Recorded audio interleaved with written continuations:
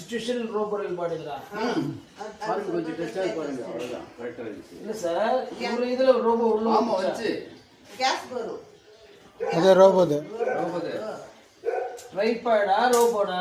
ரோபோது வந்து ರೋಬೋ ಜಾಗ ಇಲ್ಲಲ್ಲ.